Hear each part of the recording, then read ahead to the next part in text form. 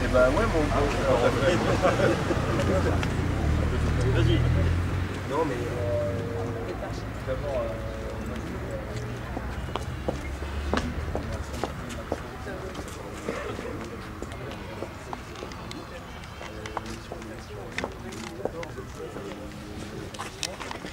ça fait partie on a fait le choix c'est tous la situation voilà, il y a des effectifs qui explosent et qui vont encore exploser. Donc l'idée sur laquelle nous sommes, elle est bien d'ouvrir ce nouvel établissement pour permettre, dans un second temps, d'aller vers une réhabilitation, là pour le coup plus progressive du parc, parce que ce collège en a également besoin. On s'est arrêté sur ce projet parce que je pense que c'est celui qui prenait le mieux en compte dans les quatre qu'on avait, l'intégration urbaine, notamment dans ce quartier, qui est un quartier pavillonnaire, et qui, je trouve, voilà, qui prenait le mieux en compte cet aspect-là, et puis pour lequel la vie au sein de l'établissement était très bien organisée. On a un pôle ouvert qui sera un pôle utilisable par les habitants, par les associations, notamment tout ce qu'on voit du gymnase et du plateau sportif.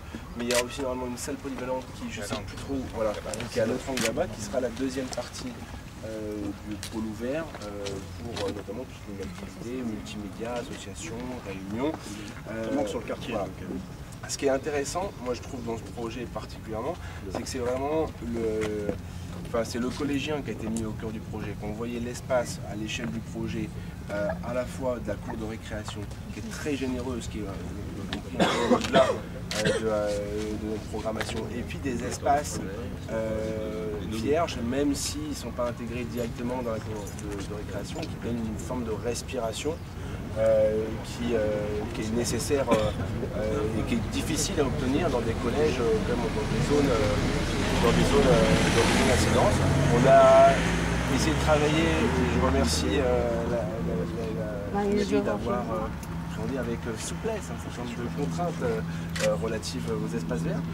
Donc je sais qu'il y a des efforts qui ont été faits de part et d'autre, de la part des uns et des autres, sur ces contraintes, et on voit qu'à l'échelle d'une partie de l'opposition, mais on voit qu'au-delà des questions de ratio précis, etc., que ce collège est quand même à une dimension écologique forte.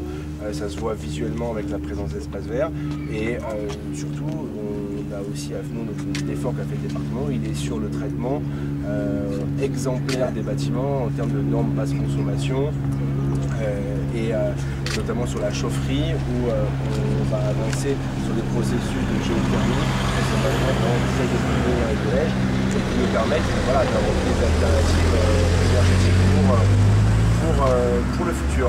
Voilà, en quelques mots. Il y a un représentant du cabinet d'architectes qui, on va regarder, il y a le petit film institutionnel qu'on peut voir et poser vos questions.